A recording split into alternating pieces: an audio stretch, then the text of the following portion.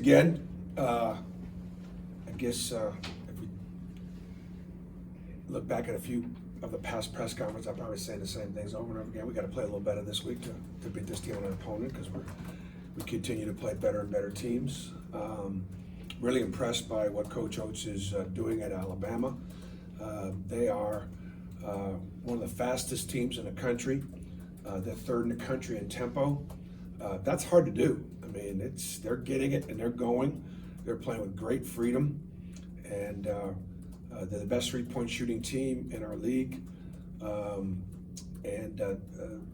They're hard to guard because of it. They use Alex Reese like we use Anthony McLemore, and it kind of puts you in a difficult position as far as how you choose to guard that action. I tell you, I look at their record, and we'll say that they're 6-3 in their last 9 games, and 3 of those losses were at Kentucky, which was a very late possession game, at Florida where they had a 20-point lead or a big lead, and then at Penn State where they led most of the game. Otherwise, they'd be 9. They would have won their last 9 games instead of just being 6-3 and 8-7. So it's a dangerous opponent. Obviously, it's a rivalry game for us, and we're gonna have to be able to handle the environment, and look forward to the opportunity to get a win that most people won't get at Alabama. And I do know that. I think we've won. We're 10-47 in our last 57 games in Tuscaloosa. Haven't won back-to-back games there since 1970-71. Talk about making history, that would be another one. I mean, it'd be great history to make if you can get it. Because it is obviously the math speaks for itself, and for us, we're gonna have to be able to defend the 3 ball. We'll have to. They do a great job chasing down second chance points. They play with great elevation at home. They've actually been good on the road too. I mean, they played well on the road. They played really well at Penn State and Florida and Kentucky. Talk about the importance rebounding is going to play Wednesday night. I think it'd be a big. I mean, we could have some if we can get the ball inside, and inside shots, inside rebounds. If they miss their 3 balls, long shots, long rebounds, chasing them down with their speed and their quickness. Transition is important to both teams, and so who's going to be able to convert, in transition. This will probably be the most hostile environment that we'll play in, yet there are tickets available. So I think it'd be great if we get some Auburn fans in there and hear from our fan base a little bit and give us a fighting chance. We want witnesses on the road, not just fans. And so I think it'll be our most challenging game thus far. Obviously, St. Louis has probably got the best net number of our teams we played. The 2 teams we played in Brooklyn, Richmond, and New Mexico, both having good years. Anytime you win at Mississippi State, that's a tough place to play. But so far, this will be our toughest game. Is Petty going to be the most dangerous player along with Neesmith you played this year? Yeah, I mean, Petty at Alabama that's been a formula for disaster for us. And I'll tell you, a lot of the guys I know their roster really well because I recruited almost all of them and didn't get any of them. That's a compliment to Alabama. Great kids, great players, great families, and so I finished 2nd, 3rd, or 4th on a whole bunch of those guys that are playing for Alabama. How's your team kind of handled it? Kind of stayed on an even keel. You've gone up the rankings. You've gotten a lot more height. One of the last unbeaten teams. How have they handled that? Yeah, we've gone up the rankings just simply because there aren't that many teams that are going to rank ahead of us based on our record. And where we are in the net, which is so important as far as the NCAA tournament. I think it just speaks to the character and culture of our program. We respect every opponent. We try and play hard every night. And not just against certain teams or certain environments. I mean, I think our guys have been pretty good. I think that having 5 seniors and Okoro, who I've called my 6th senior, I think it has a lot to do with that. So we've been pretty even, even keeled. Now we're going to have to now begin to show step up. Now there's got to be more step up. I thought we stepped up a little bit against Georgia, but again, that's why you play these games. So if we can continue to step up, we can go from being a really good team to being a very good team. Has there been anything that surprised you about this, given who you all lost and everything? Anything that surprised you about kind of the first half of the season about this team that's come through that maybe you weren't sure about? Nothing's really been surprising. I know what we're capable of. I know what our weaknesses are. I know what's coming, and I know how much better we got to get. And we'll see if we have it, if we have that in us. We'll see how we respond to losing. We're going to lose, and I always say adversity reveals character, and so our character will get more and more revealed once we lose. That doesn't mean we, it's how do you handle it? How quickly can you bounce back? So you get more heavily scouted.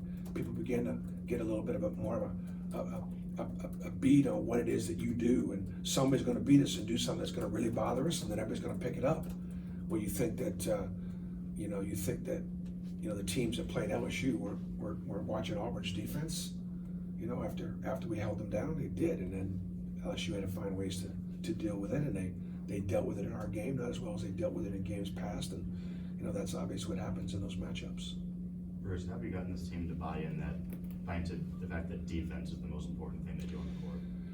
I think simply because you can make no argument that if you just base it on personnel, take Jared, Bryce, and Chuma, nobody in our program could replace those three guys offensively. And it's hard to replace Chuma defensively because he was so good. But Javon can defend like Jared. Now, can he take some more charges? Can he make a few more plays defensively? Samir actually is a stronger defender than Bryce, even though Bryce was tremendous on the ball and was really good defensive for us. Samir is a better overall defender. And then you add Isaac Okoro, who could be one of the better defensive guards in the country. And so I think, and then Austin Wiley has improved his mobility, his defense. Anthony's always been a factor defensively. D'Angelo has taken pride in the fact that he can guard multiple positions and is going to get that opportunity against Alabama again. He's going to be on John Petty sometimes. He's going to be on Kyra sometimes. He's going to be on big guys sometimes. Having that ability, look, late in the game, look, Alabama outplayed us last year at Alabama. They had that game. We came back, we made some plays. We probably stole one there a year ago. And but it was Chuma getting switched onto Kyra late that actually wound up. Chuma had a great defensive play on a great player in Kyra Lewis. Can we make that play? And this is a better Alabama team than it was a year ago. Their record doesn't reflect that, but truly they are. You're coming off Georgia, a rival, now you go to Alabama.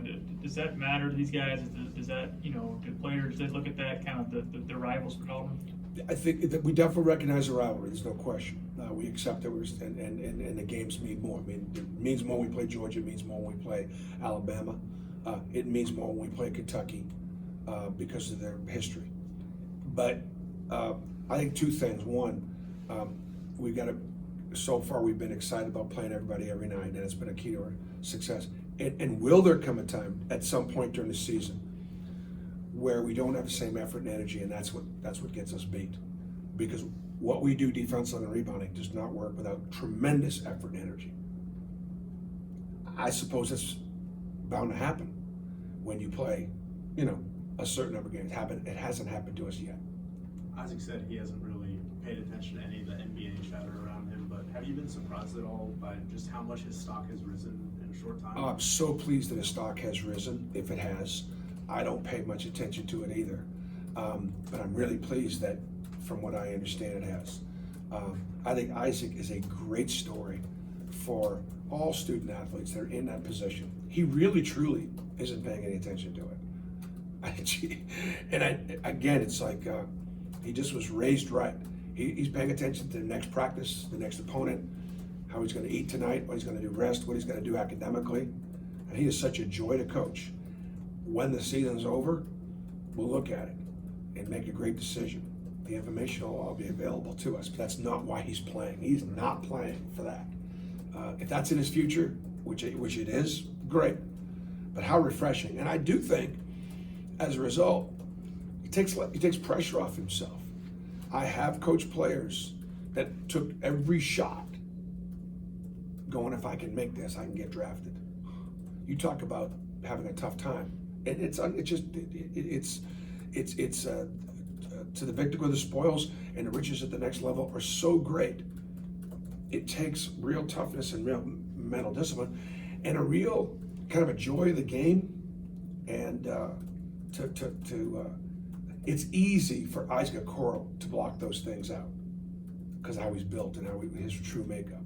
It's harder for others. Hey, getting the ball inside to Austin has been kind of an adventure still. Yep. I know it's something you guys work on, but are you surprised by how much trouble you have just getting the ball in his hand? I'm not surprised by it, but I'm disappointed in our ability to do it. Passing the ball to the post is a lost art. We're not doing a good enough job of teaching it, training it, coaching it. You see it over and over again. I was very frustrated in the game against Georgia. But the bottom line is this: when a guy catches the ball in the perimeter, the first thing he should do is look at the rim. And in looking at the rim, he should get that ball in a shot-ready position. And while he's looking at the rim, he should be able to see the post. But before he even gets it, he should have an idea what's going on in the post. Before he even gets it, he should have an idea about whether he's going to be open to take a shot. Before he gets it, he should have an idea whether or not he's going to rip in a takedown on the back. They got an idea when they can shoot it. They got an idea when they can drive it. But they don't oftentimes, when they first catch it, have an idea whether the post is open. And that's the only time it's open. Because the ball got reversed, it's sealed, it's open. If you don't throw it right away, you hesitate, then you throw it, then it's a turnover. And just something we got to work on and something we got to continue to get better at. We good?